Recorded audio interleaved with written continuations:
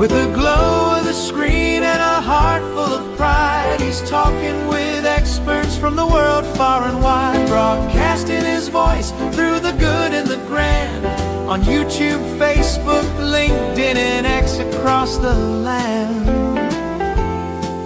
Every Saturday morning, he's the urology man.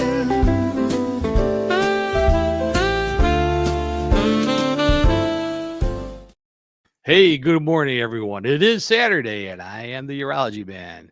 Welcome to the show. I'm Vic Senese, the host of the show. And as some of those of you that have noticed where I normally am at, I'm not. I'm traveling a bit, so I'm in Connecticut.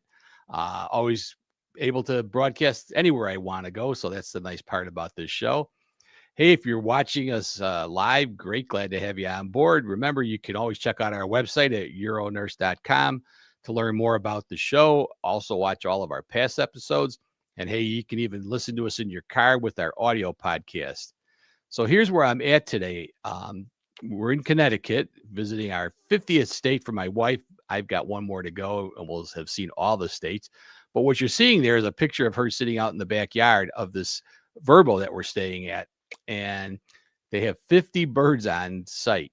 And these are some big birds, are, macaws and African grays. The African gray talks up a storm.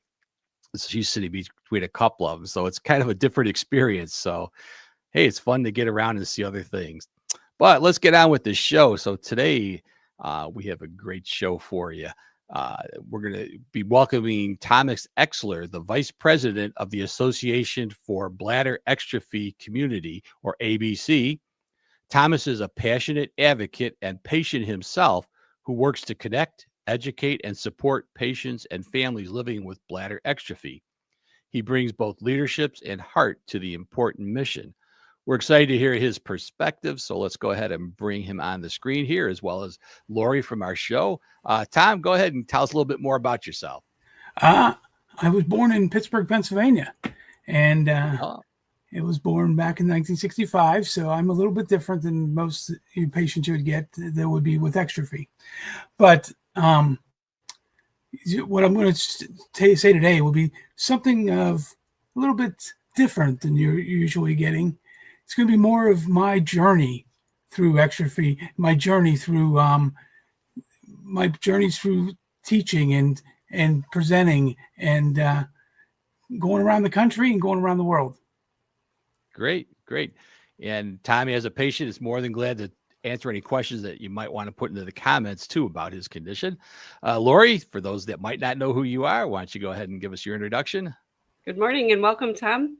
My name is Lori Atkinson. I'm a certified urology registered nurse. I have been in urology for over 25 years now, and I currently work for Northwestern Medicine in Geneva and Winfield, Illinois.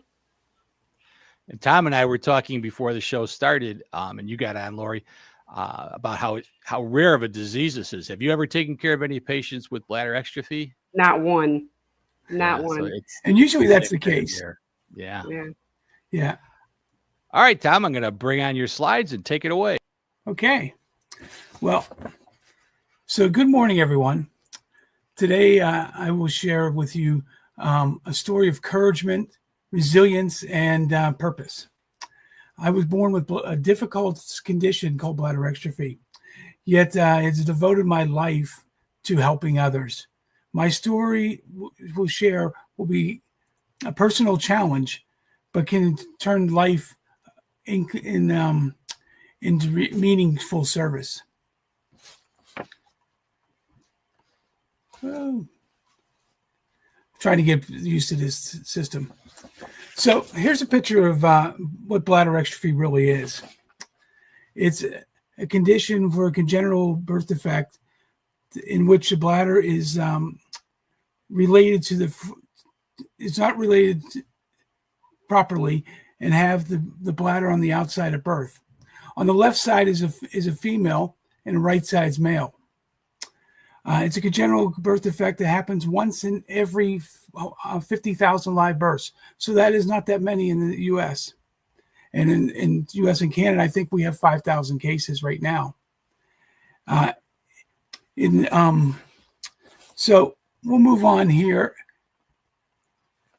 if I can get this moving. So when I was born, I was very blessed. My life was very blessed not because I was born with bladder exstrophy, but because because of the great people that I've met along this journey.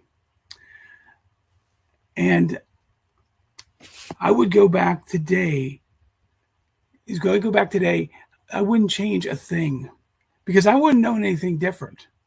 But the amount of people I met changed my whole perspective on being born with bladder exstrophy. So let's go back to my birthday. The birthday I had was a very interesting day. And there's 2 days born with a birth defect that is good for a birthday. One's April Fool's, and the other is my birthday. Halloween, where you come into the life scaring your parents half to death.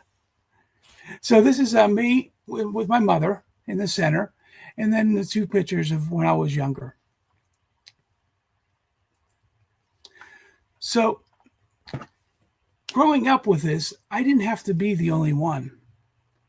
See, my cousin was born with bladder exstrophy 2 weeks before I was born.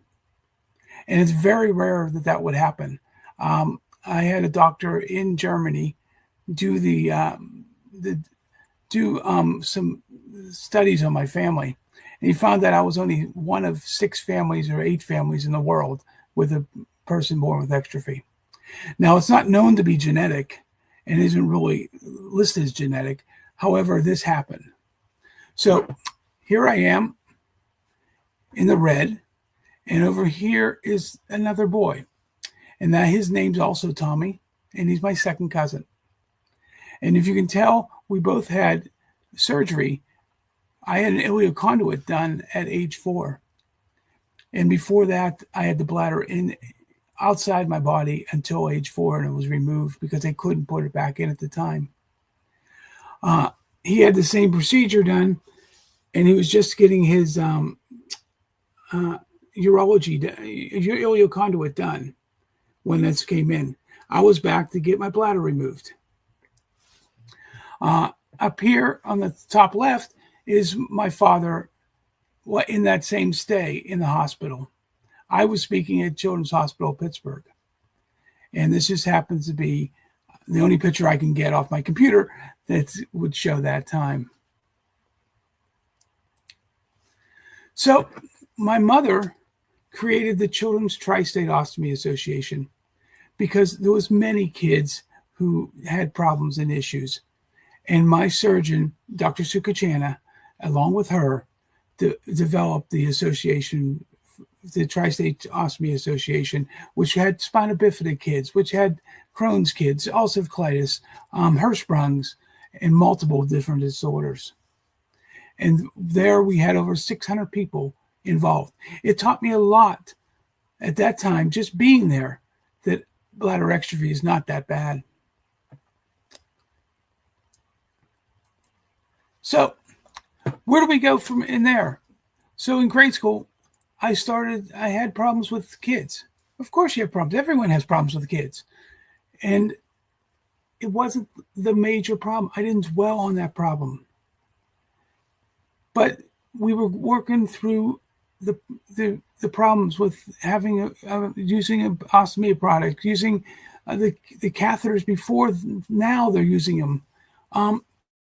It's very hard on these kids. However, they become very resilient, really reliant, and really in resourceful. So in addition to that, I grew up as a kid, normal kid, playing baseball, playing soccer, playing not Gaelic football because that came later in life. But it was very interesting and very rewarding. I started coaching baseball and soccer in my teenage years and did that up to almost 30. I joined my Gaelic football team, which this is the diagram, it's a round ball anyways. But Gaelic football was an Irish game, and it's played on a huge field, and I was a goaltender for the Pittsburgh Gaelic Clan A Gal. And well, Clan A Gal was in my minors, but in in the upper league. I played for the Pittsburgh team, and it was very, very interesting. It's a very competitive, hard sport. So if you say you kids can't play contact sport, they have no idea. Now, in surgeries, I had multiple surgeries when I was younger. I had probably 8 to 10 surgeries going up to my early development, and like 10, 15 years old. But one surgery just came back was I was 23, 24. And it came down that I collapsed in the hospital I was working at. And it was the ileal conduit was dying. I didn't know that at the time, and we didn't know that on the x-rays, but we did know that after surgery. But in the meantime, in between that time, I was playing professional soccer, playing for the Pittsburgh team in the pro league. And what happened was I wanted to play one more game, and I was a goaltender, and I played in the field and played in the goal, and I shut them out in period 1. In period 3 and 4, I played defense. Period 4, 3 was defense, and then period 4, I played offense. Scored 2 goals in that game. I've never scored a goal in my life, so that was a really interesting time period. So you just use that as an education. Things will happen. So what we're going to move on to, like, it was 25, 26. I joined the United Ostomy Association Youth Rally. It was a very, very rally. The rally comes from all different places in the country, all different individuals. They have multiple issues. I think this past year, there was 52 different diagnoses out of 150 kids. That's incredible. But when I first came there was only 3 kids that were born with bladder exstrophy. And today, there's over 30, which is a very big improvement, especially when you have a population so small. And this has happened to be one with Abby, and you can ask questions. They got questions on their body and what they would do with it. And this was just happened to be part of the questions. Now, because of that, I was asked to go join the International Ostomy Association for 20 to 40-year-olds in Copenhagen and then again in Hamilton. And this was one of the best conferences I've ever been to, because everyone that came here came as leaders and people that have gone through the programs. Through the camp in Sweden, camp in Norway, the things in Germany and in Denmark and Iceland, and in the U.S. and Canada too. Now, on the trip over, there was a young lady who I asked to write, because I didn't know actually who was coming from Iceland. So I wrote this young lady and wrote her and said, I'm going to this conference in Copenhagen. Are you on this flight? I get this long letter about being born with exstrophy.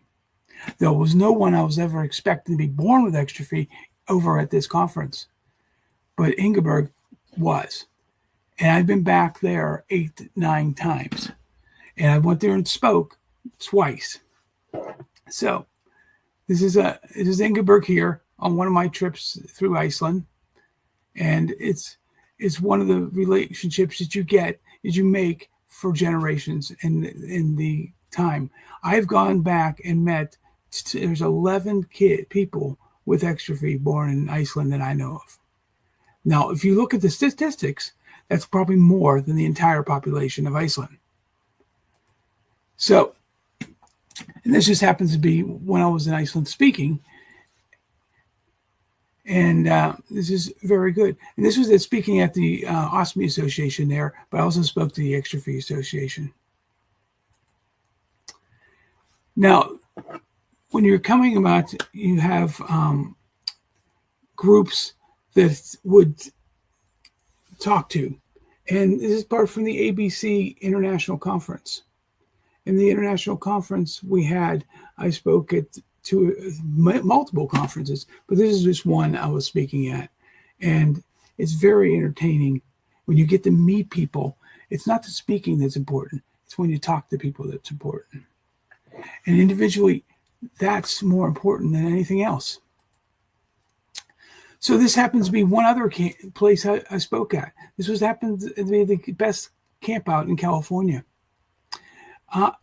This is all families, of course, but they have over 40 families that would have a patient with exstrophy.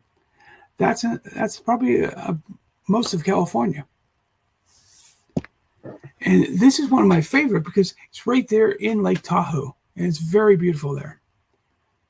So, however, I'm going to say this happened to be at the AORN, the Operating Nurses Association in Pittsburgh. And this was, I was asked to go speak to them. And before I spoke there was one old lady that came up to me and asked me, he goes, "Are you Mary Exler's son?" Well, my mother is very big nurse, and she's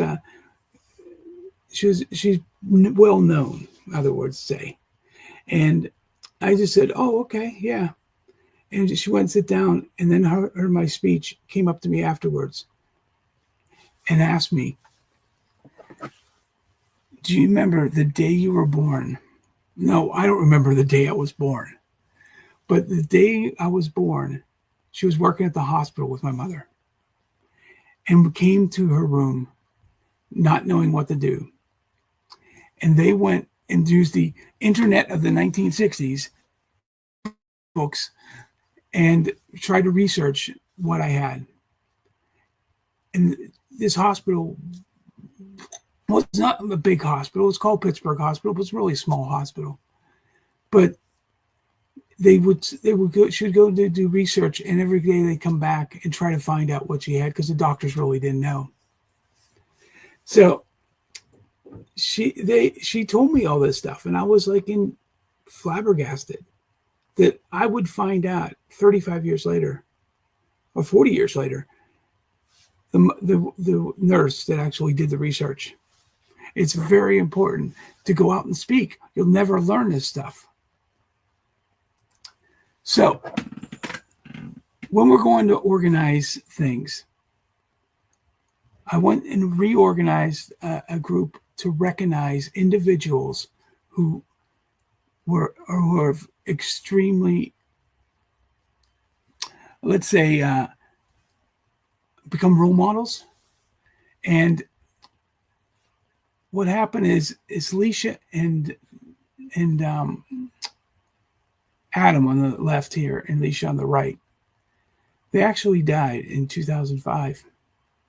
But one had colloquial exstrophy, one had bladder exstrophy. However, they died not of that, but he also had cystic fibrosis.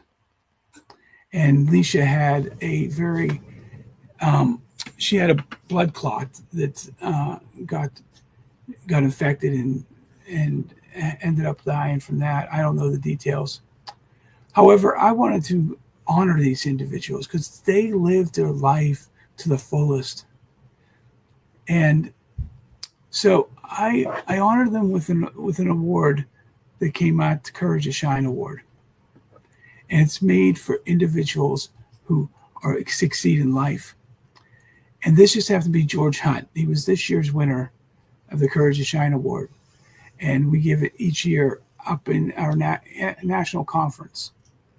And if you want to listen to the speech, it's on courage2shine.com, courage-to-shine.com or .org. And it's on YouTube right now, but you can view it from inside the page. His story is just like every other story. It's very interesting how he tells everything and everything comes out. So One of the other places I got to go was in Australia. In Australia, it was the first award to the Courage to Shine Award. It came to this gentleman right here, Tom Flood. He was 80 years old. Well, I didn't meet anyone that was in their 80s with exstrophy. He had a very hard life, very hard life. He wasn't even repaired until he was in his 40s. And it's just an amazing job he did for a living, and his story is just powerful. So we gave him the Courage to Shine Award, and it was just one of those things. I knew we had something because the Governor General of Australia wrote me and asked me, can I recommend him for the Australian award? And I'm like, yes. So that's one of the things I'm saying. All the people I've met are wonderful people. It's just you got to get out there and be able to talk about it, see about it. So now, I went out and spoke in multiple countries, and this just happened to be when we spoke in Spain.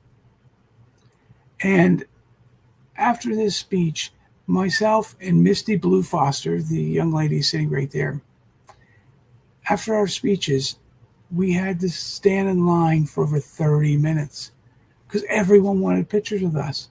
It was the most humbling experience you'll ever have. And this is one of the things.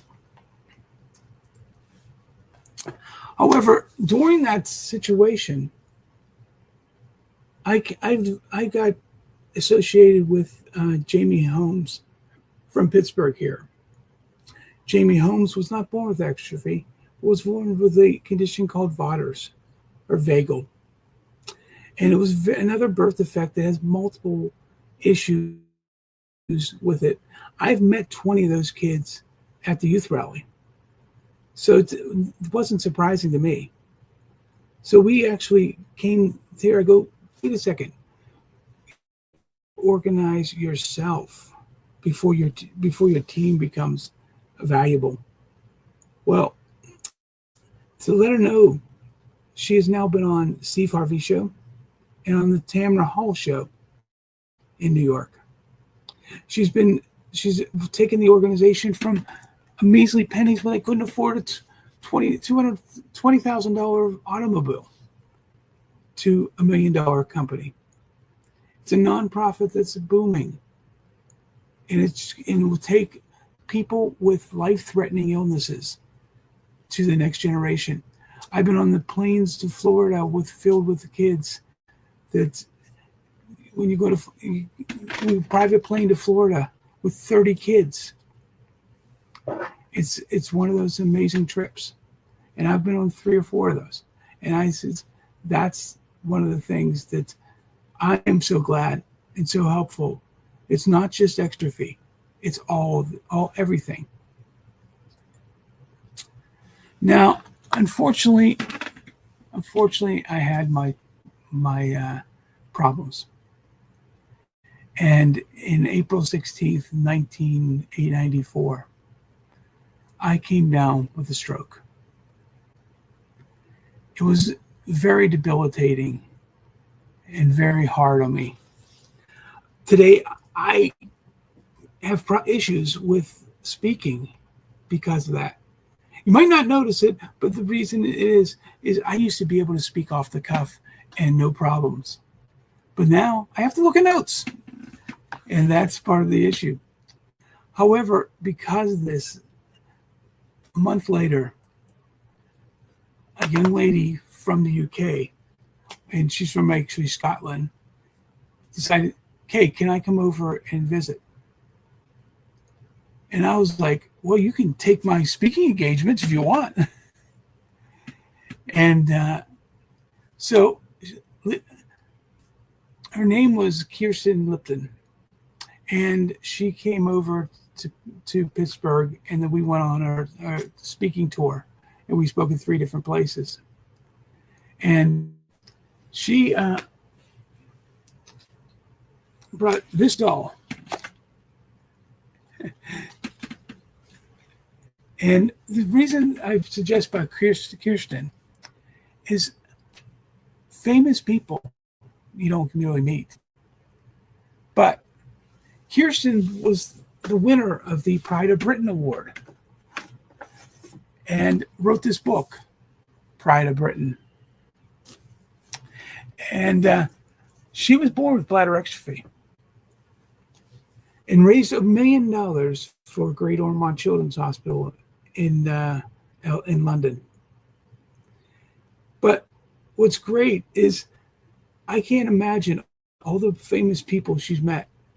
And she came here and wrote this one thing in the book. And it says, whoops. It says, thank you so much for inviting me to your home and feeling me to meet so many new, amazing people. I've learned so much more than I thought I could. Will always appreciate what you have done for me. Love, Kirsten. She doesn't know that actually helped me that week because I came back and knew I could succeed in life again. However, it took a few years for me to succeed in life because right after that, I lost my job because they couldn't keep anyone who was on who was actually on disability. So it just took me a few years to come back, but I have come back. One of the reasons I say people you can come back from is a couple people nominated me for a couple awards. And this award, the Jefferson Awards, was for people who volunteer and succeed in life.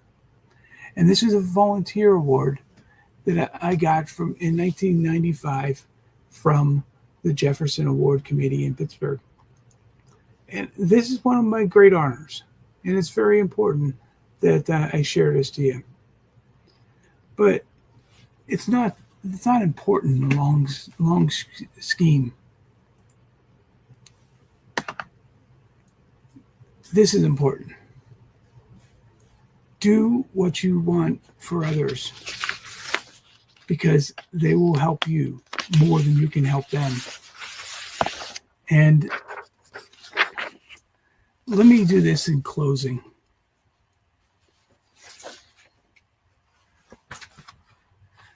I remind us that a challenge will happen. Even one that's demanding as bladder exstrophy. Does you having to determine your own story?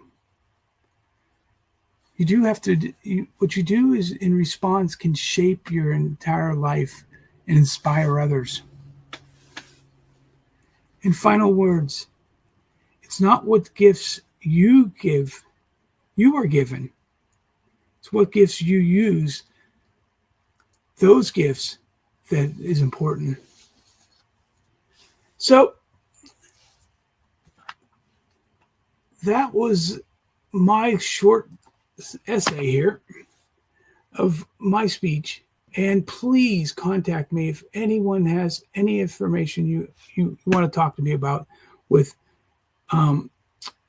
bladderexstrophy.com, Tom, and T.E. Exler at couragetoshine.org. And my Facebook, private Facebook, and YouTube. You can see videos all over YouTube or through all the organizations I've been involved in. Go through that website. So that's a good one at Thomas Exler. And bladderexstrophy.com and couragetoshine.com.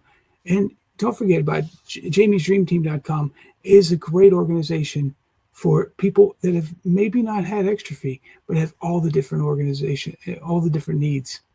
And just one example, I talked to a family last week with bladder exstrophy who came through Jamie. And they were very scared about their six-year-old son. And it was very, very important to just talk to these people because they will communicate to you what's going on. And of course, all the diseases today, all the exstrophy today is developed in a so much different perspective than what I had. There'll be the closures will be there on Mitrophanoffs and exotic procedures, because it depends on the doctor who does it. It always gets your name, and they would have to maybe catheterize for the rest of their life. So it's not the end of the world. So please, thank you for letting me talk to you, and please communicate. And if you have questions, please give them. Thank you. Let's just bring.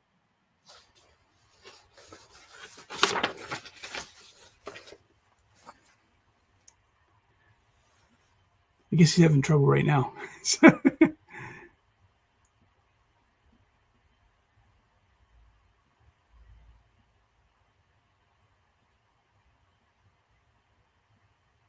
Sorry about that, Tom. Like I told you, out of my studio, it booted me out when I tried to turn myself back on. Yeah.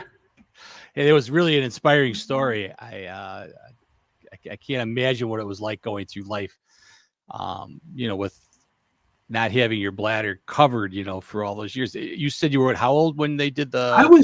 I was 4, and I've heard even longer people in their 60, 30, 40, 50 years old that have had it, and that, I mean, without getting anything done, that's just debilitating.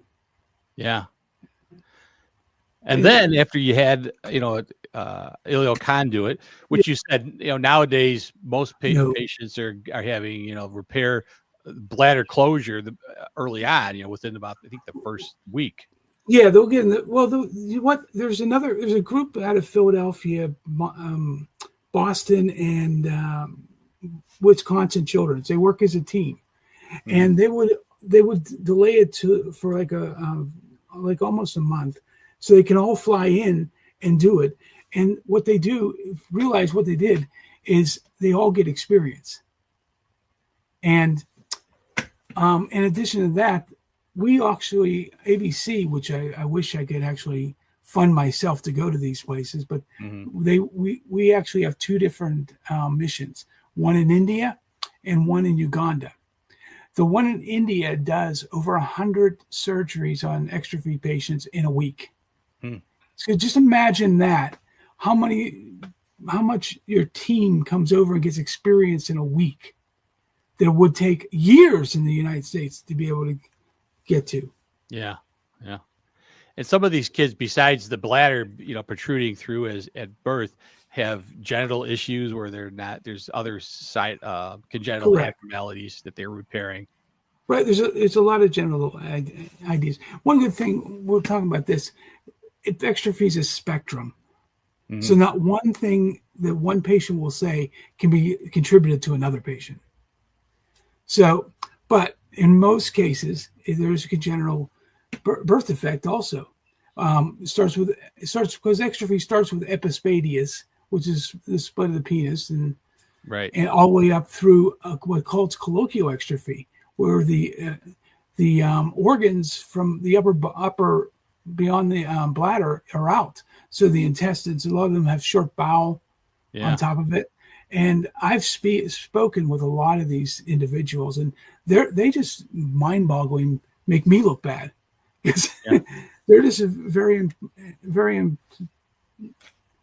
the people. They're just very precise, and they have so many complications. And I just honored that I actually got to know them.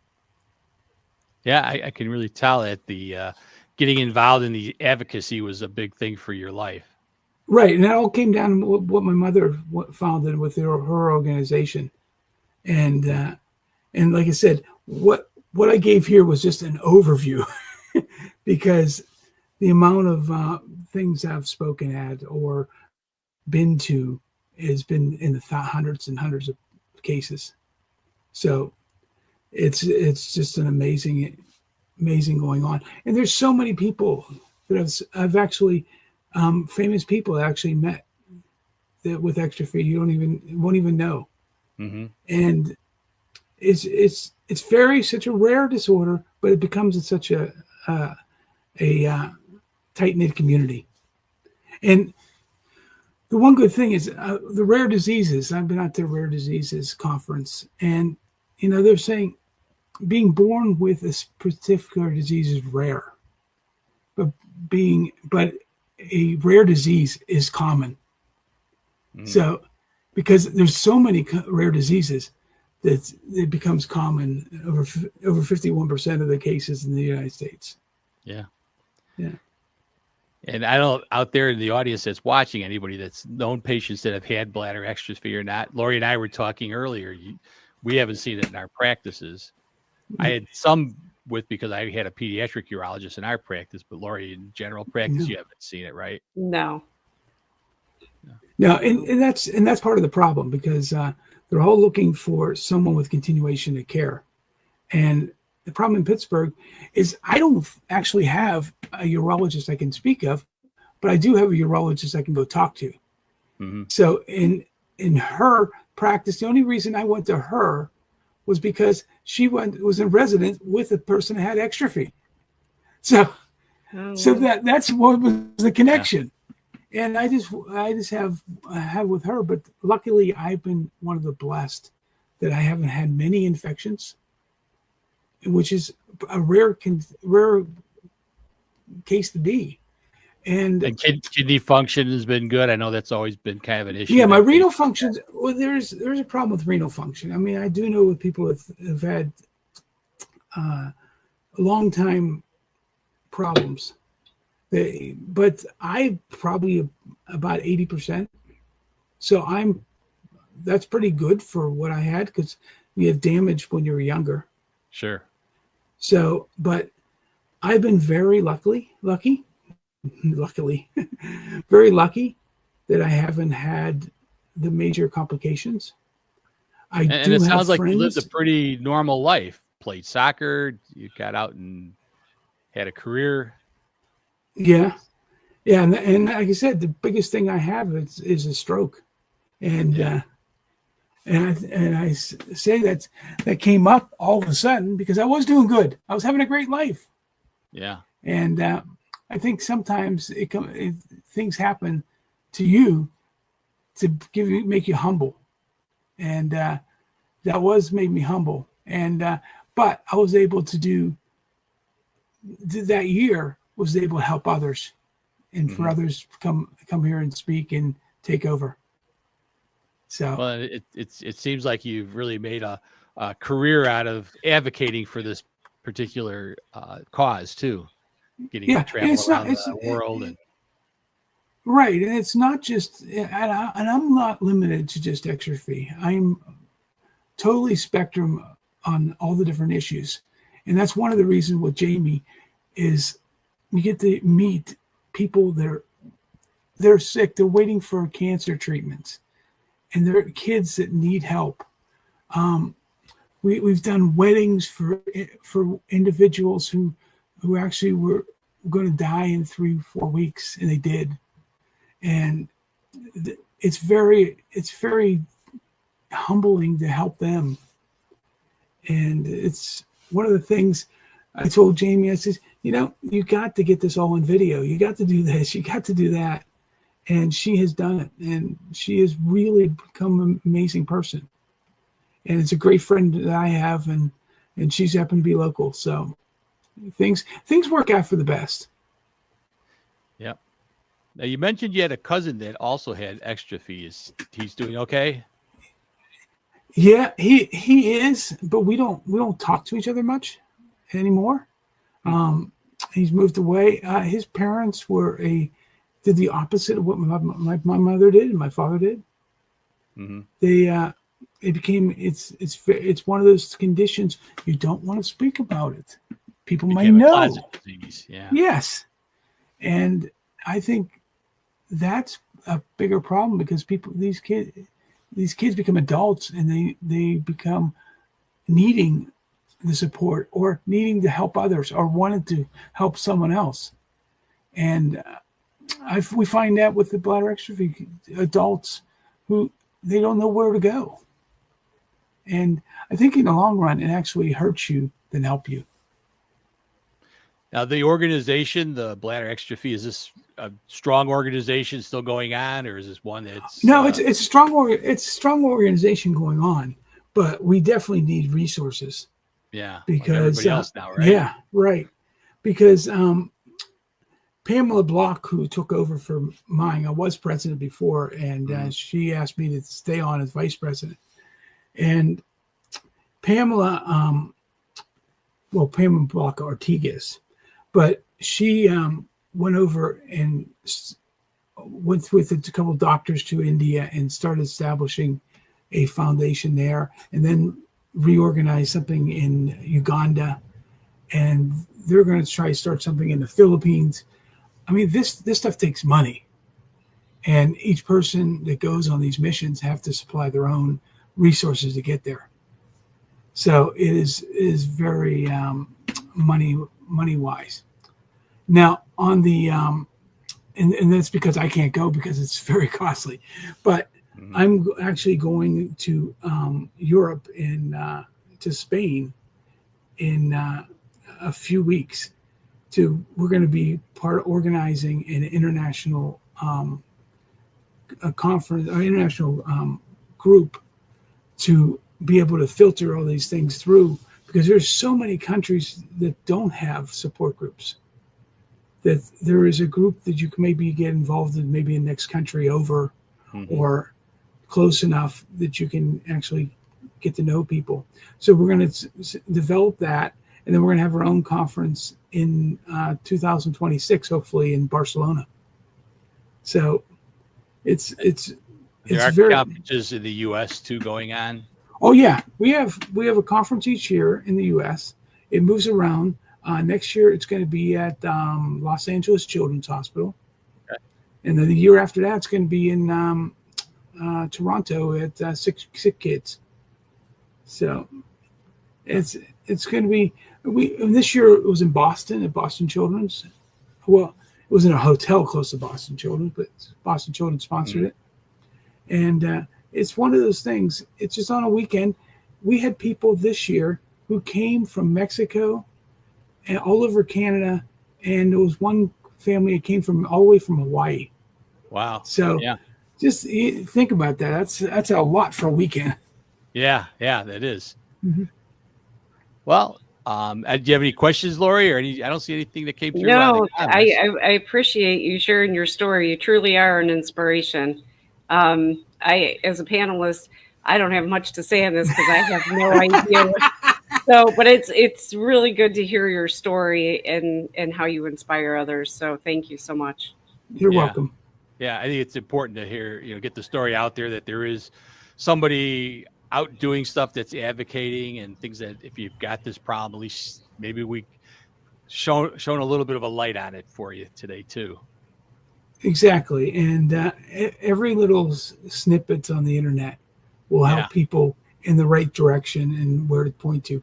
And if just so you know, if anyone does get it, go to the ABC website, bladderexstrophy.com.